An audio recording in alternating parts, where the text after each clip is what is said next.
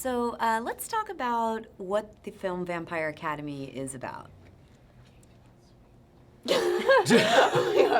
Well, frozen up. The film Vampire Academy is obviously set in St. Vladimir's Academy, which is a school designed to teach young Moroi and young Dhampir from all over the world how to use their powers and adapt to their strengths, train for the threats that are outside the world. But at the same time, the movie covers a lot of our history and a lot of our kind of mythology as vampires and as Moroi and Dhampir, and then leads into a kind of a struggle between good and evil and the tragedy and all of the things that go on. So there's kind of the academy is where we would set our scene.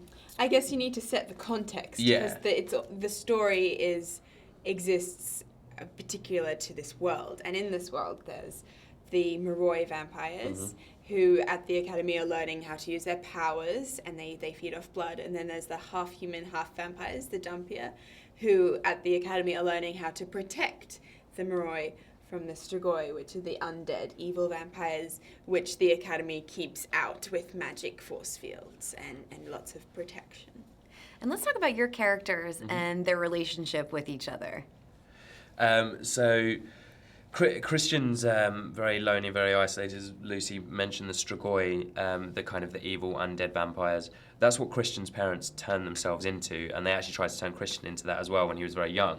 So he's gone through his school life being very lonely and very isolated, which is actually what draws Lissa and Christian together, is their kind of loneliness and their isolation, their feeling that they can't talk to anyone and they can't express their feelings with anyone who truly understands. Then we finally kind of find each other, and when Lissa is brought back to the academy after running away from the darkness that she feels there and her pain from losing her family, she is on the outside, and when she sees Christian and sees someone who's going through the same things as her, it's this instant connection of understanding, which is also juxtaposed by the tension from the fact that he is really on the outside of the school, and whether she wants to let herself go into something that's really dark, which is... And potentially dangerous as well, because this is how much of a threat the Strigoi are. That it literally is the worst thing that you can do, and they are the biggest threat in our world.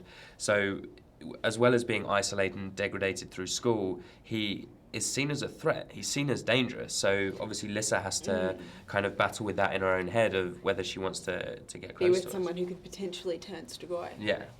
So you touched on something else that's interesting about the movie is while this academy is very unique in what they're learning, there's also a lot of elements that regular teenagers go through in high school, such as gossip absolutely. and cliques. So Yeah, tell me yeah. about that aspect as well. I guess for our characters, the feeling of being on the outside is something that teenagers always go through, and that's something that they deal with by being together. They can kind of learn how to be comfortable in themselves so that they're okay being on the outside.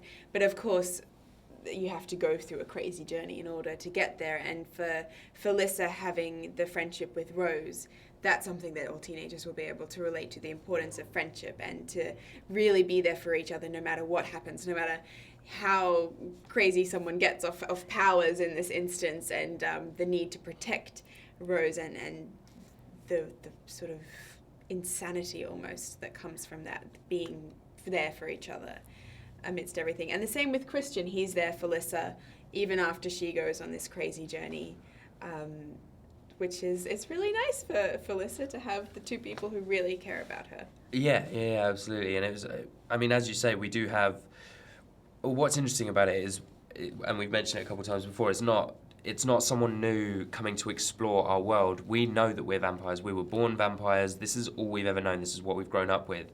So the school to us is the same as any other school that you or I would go to. It's exactly the same. So obviously, naturally, we develop kind of the bully, and then the outcast, and the princess, and like we've got a mean headmistress, and like the teacher that everyone has a crush on. Like we have all of that sort of stuff because we are in a weird way, we're normal teenagers because we're so used to the surreal life that we lead.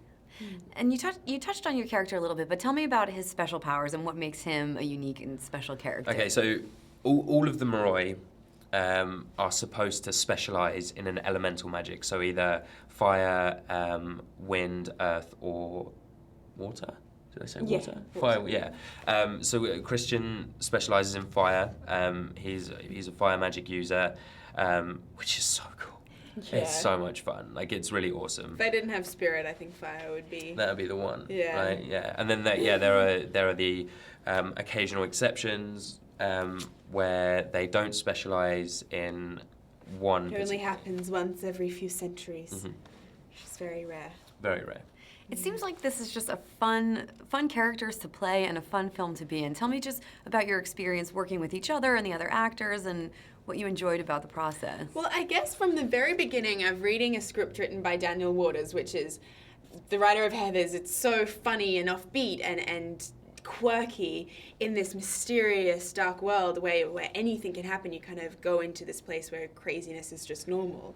And then to have the director, Mark Waters of Mean Girls, to bring out all this humor, instantly you're in an environment where it's just going to be playful. And then add on top of that a cast who are amazing people, really fun. We just genuinely connected straight away and have this really playful energy amongst everyone. You couldn't really go wrong. No, I think it's important to note as well that the crew were because I don't know how, like, no one really seemed to kind of put this in their head properly when we first started working, but obviously halfway through we switched to night shoots. We would get there at kind of 5 and wouldn't leave till 2, 3, 4 in the morning, but no one had really realised until someone said, right, next week we're going to night shoots, and everyone went, oh yeah, that's right, yeah, we're going to have to do night shoots. But everyone was totally cool with it. Like, there was no like darkness or animosity. It was really great, and that obviously No darkness. yeah, because it was at night.